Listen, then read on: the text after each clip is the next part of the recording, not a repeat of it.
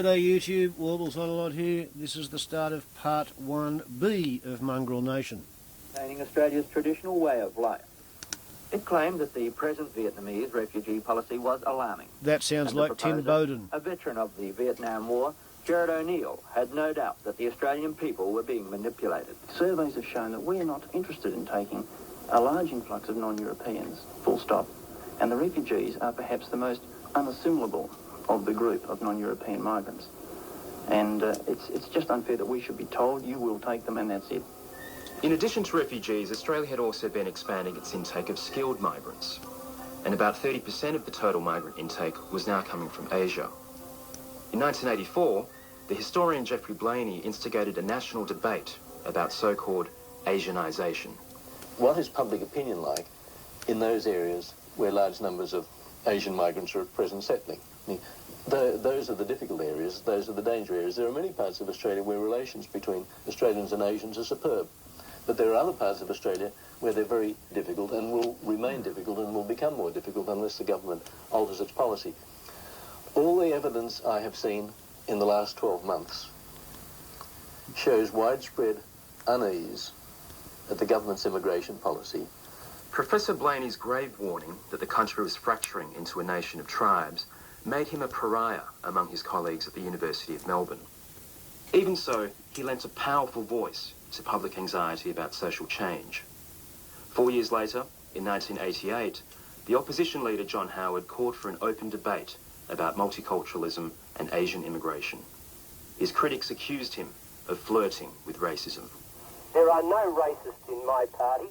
I am not a racist.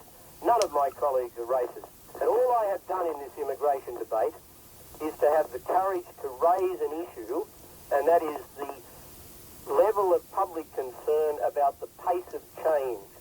The Hawke government was having none of it. We are a country which has been made up and is made up of people from 130 different homelands. Even if you disapprove of what Mr Howard has said, do you think he struck a popular note by saying many Australians believe that particularly the rate of Asian immigration here is too fast? Yeah, but you see, Mr Howard can't have it both ways. He can't, 12 months ago, stress a commitment to multiculturalism and then, sleazily, 12 months later, because he perceives there may be some advantage in some sectors of the Australian community to walk away from it. In part due to his intervention, John Howard was shortly after replaced as Liberal Party leader. It would be another 6 years before he would make his leadership comeback. At the time of the 1988 immigration debate, Peter Shergold was the director of the Office of Multicultural Affairs, though he would later become Secretary of the Department of Prime Minister and Cabinet under John Howard. Well, whether you ascribe views to Geoffrey Blainey or to John Howard or more generally, I think, and I think history has shown this to be correct, that the focus on Asianisation and the fact that people from Asian countries would not fit in Australia, could not become a key part of our social fabric, was misplaced. I think all the evidence now, some 40 years on, shows that was wrong. I understood the positions of people who were concerned. Really, I think it was usually couched in terms of, well, could Australia really absorb such a large number of people from countries that they weren't used to, given, of course, that you'd had, right until the 60s, that history of white Australia. My view was we could, and I think history has been very positive about that. This is Mongrel Nation, the story of Australian multiculturalism. Tim Soutphommasane with you on RN. For a time in the 1990s, it seemed like the momentum was with a multicultural Australia, one inching ever closer toward Asia. With Paul Keating as Prime Minister, Australia was well into a debate about national identity and the Republic. My criticism is directed at those Australians, or more accurately, that Australian attitude, which still cannot separate our interests, our history, or our future from the interests of Britain.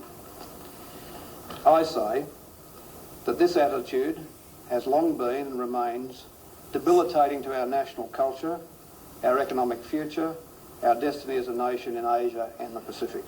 Australia wasn't destined for this. The 1996 federal election brought a resurrected John Howard to the lodge, and it introduced a new political force. I and most Australians want our immigration policy radically reviewed and that of multiculturalism abolished. I believe we are in danger of being swamped by Asians. Between 1984 and 1995, 40% of all migrants into this country were of Asian origin. They have their own culture and religion, form ghettos and do not assimilate. Of course I will be called racist, but if I can invite who I want into my home, then I should have the right to have a say in who comes into my country. A few months after this infamous maiden speech in Parliament, Pauline Hanson's One Nation was formed. This was 1997. Hanson was the figurehead of a new populist nationalism. Her supporters rallied to her rejection of multiculturalism, Asian immigration, and Aboriginal reconciliation. Few understood this brand of nationalism better than John Howard, and it was Howard as Prime Minister who ultimately claimed One Nation supporters when the tide of Hansonism receded. Only now, the concern had moved on from Asian migrants to a different group. After the attacks of September 11 and the Bali bombings, questions were being asked about the place of Muslims in Australian society. This was a country still working out its cultural boundaries, still working out who could belong within the nation. But John Howard reassured Australians that we were relaxed and comfortable.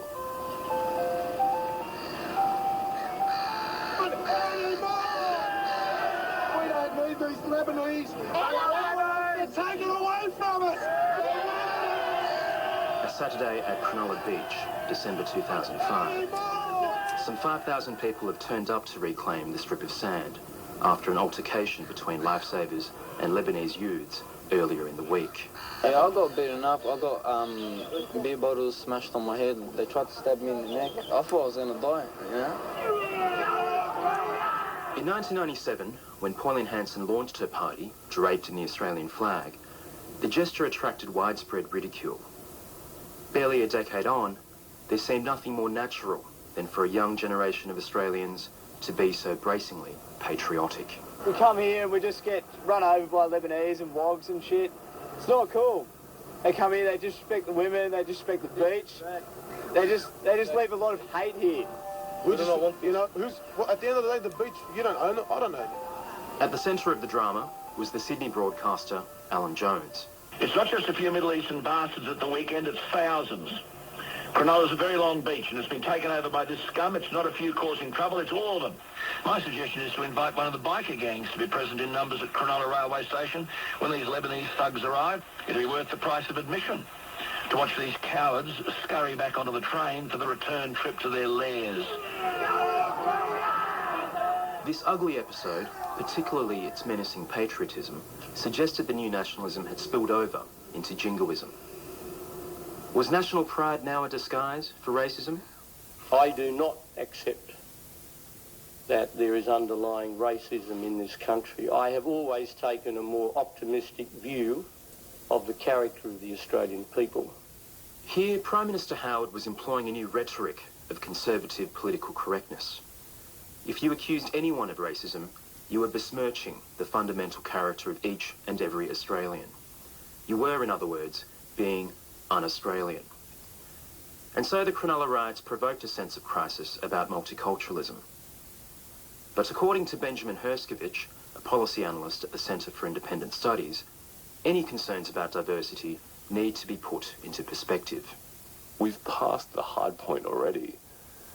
If you look at the attitudes of younger Australians in particular, cultural diversity is not something that is exciting and new. It's just a fact of life. It's what we do now, and we don't even think of it as being an issue because it's our social reality. It's what we're born into, it's what we embrace. We know nothing else.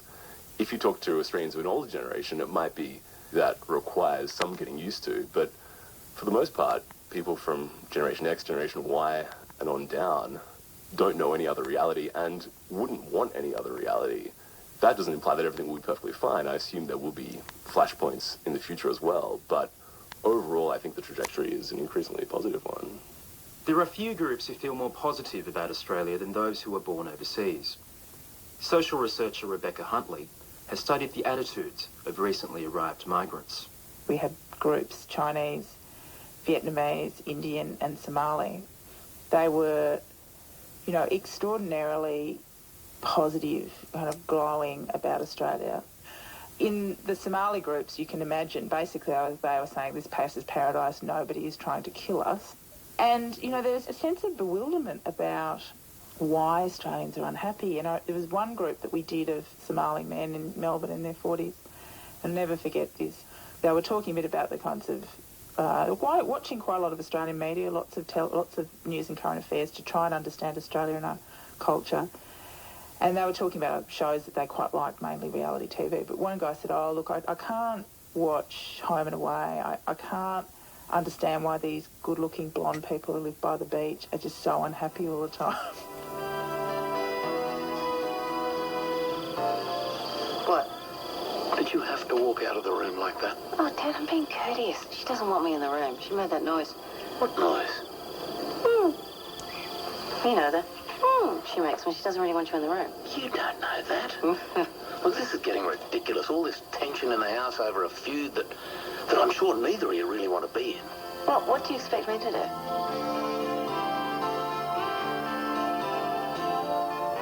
And I love it because I kind of think that is pretty much the new migrants' view of Australians. Why are you blonde, good-looking people who live by the beach so unhappy? Stop complaining. We're pretty lucky. Of course, for the rest of us, paradise seems like a distant land.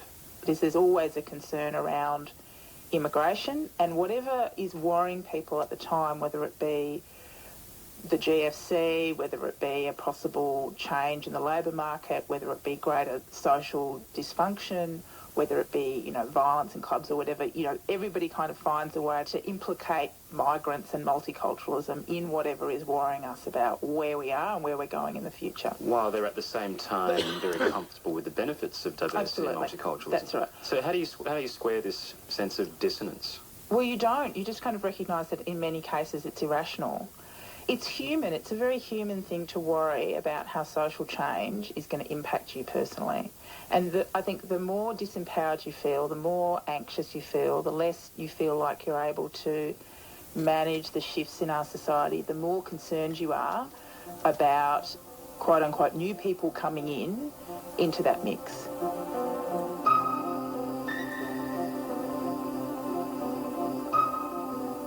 Social change, cultural anxiety, these have been constants of Australian life ever since post-war migration began. The immigrant nation is perpetually restless and perhaps never entirely relaxed and comfortable.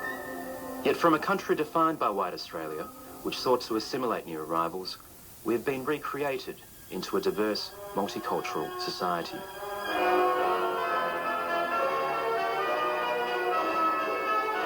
It's a big, big country with a big, big heart. Life is free and easy. You'll feel it from the start. And once you understand it. But has this transformation succeeded? And how does Australia compare to other countries that have had to deal with immigration? Next week, the Australian model of multiculturalism. I'm Tim Supomasan. Mongrel Nation is produced by Amanda Smith, and you can stream or download this program from the RN website. Scroll down the program list to Mongrel Nation. You'll be bloody right.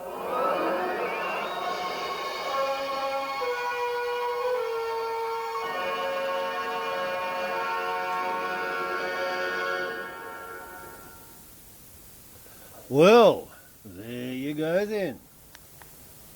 Well, I don't know what you thought of that, but I was bloody impressed. Here I am looking like a fifth generation white Australian. I might be one part in 32 blackfella, but you know, I reckon that particular Asian immigrant who grew up in Cabramatta did a bloody good job. And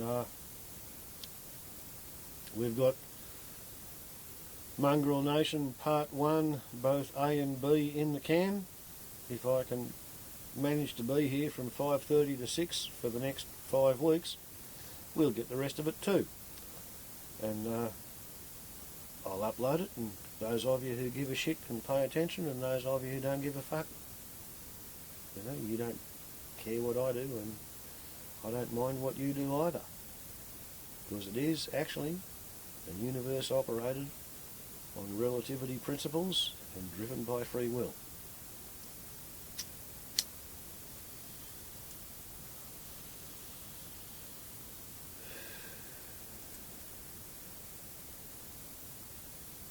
Warbles on a lot to YouTube. Ciao.